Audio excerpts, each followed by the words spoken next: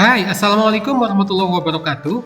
Ini adalah pembelajaran IPS tema ketiga kelas 5 SD. Yang akan kita bahas kali ini adalah interaksi sosial.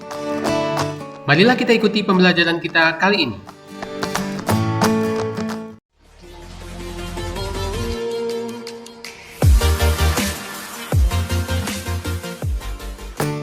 Untuk memenuhi kebutuhan hidupnya, manusia senantiasa berinteraksi dengan alam. Manusia memanfaatkan sumber daya alam untuk memenuhi kebutuhan hidupnya sehari-hari. Oleh karena itu, bisa kita katakan bahwa interaksi manusia dengan alam bertujuan untuk memenuhi kebutuhan hidup sehari-hari. Sebenarnya, untuk memenuhi kebutuhan hidup manusia, manusia tidak hanya berinteraksi dengan lingkungan alam, tetapi juga berinteraksi dengan lingkungan sosial sesama manusia. Apa itu interaksi sosial? Interaksi sosial adalah hubungan sosial yang terjadi antara satu individu dengan individu lain, antara individu dengan kelompok, dan kelompok dengan kelompok. Yang pertama, interaksi sosial antara individu dengan individu. Misalnya seorang siswa yang mengobrol dengan ibunya, atau ibu mengobrol dengan ayah, maka itu adalah interaksi antara individu dengan individu. Sedangkan, ada juga yang disebut sebagai interaksi antara individu dengan kelompok. Contohnya adalah guru menjelaskan di hadapan banyak murid, maka guru tersebut melakukan interaksi antara individu dengan kelompok. Atau seorang ustadz yang berceramah di hadapan hadirin, itu juga interaksi antara individu dengan kelompok. Lalu ada juga yang ketiga adalah interaksi antara kelompok dengan kelompok. Misalnya antara 11 pemain sepak bola dengan 11 pemain sepak bola yang lain dalam kegiatan pertandingan sepak bola. Itu adalah interaksi antara kelompok dengan kelompok. Perhatikan contoh berikut. Nelayan berinteraksi dengan lingkungan alam saat melaut. Maka ini adalah contoh interaksi manusia dengan lingkungan alam, bukan interaksi sosial. Adapun interaksi sosial antara individu dengan individu atau individu dengan kelompok atau kelompok dengan kelompok, maka cirinya adalah akan terjadi timbal balik di antara pihak-pihak yang melakukan interaksi sosial. Di sini terjadi hubungan timbal balik dan saling mempengaruhi. Hubungan timbal balik dan saling mempengaruhi ini harus terjadi dalam suatu interaksi sosial. Interaksi yang terjadi antara manusia dan lingkungan di sekitarnya disebut sebagai interaksi dengan lingkungan hidup.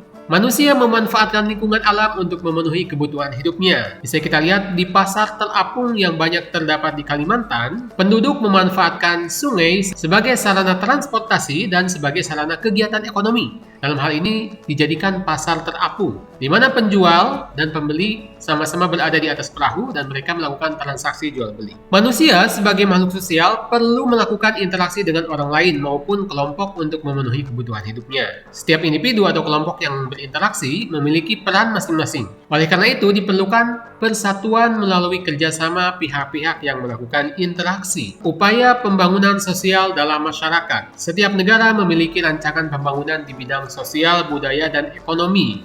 Biasanya seperti itu, sesuai dengan program dan kemampuannya masing-masing.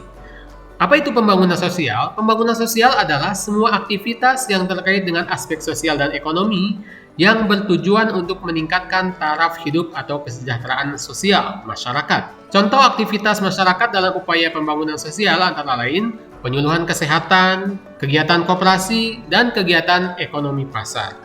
Interaksi sosial terjadi karena manusia sebagai makhluk sosial senantiasa membutuhkan orang lain. Interaksi manusia dengan lingkungan sosial biasa terjadi di lingkungan, contohnya perkantoran, atau di pasar, atau di sekolah, atau bahkan sekarang di dunia maya, di internet pun bisa terjadi interaksi sosial. Aktivitas masyarakat dalam upaya pembangunan sosial budaya. Pembangunan adalah serangkaian proses yang dilakukan manusia untuk memperbaiki taraf hidupnya. Negara Indonesia melakukan pembangunan di segala bidang agar masyarakat makmur dan sejahtera. Kerjasama yang baik sangat dibutuhkan agar tujuan pembangunan sosial budaya tercapai. Keragaman justru menjadi motivasi untuk memperkuat persatuan dan kesatuan bangsa. Harusnya demikian, teman-teman. Pembangunan sosial adalah upaya pembangunan yang dilakukan untuk meningkatkan kualitas hidup dalam berbagai bidang.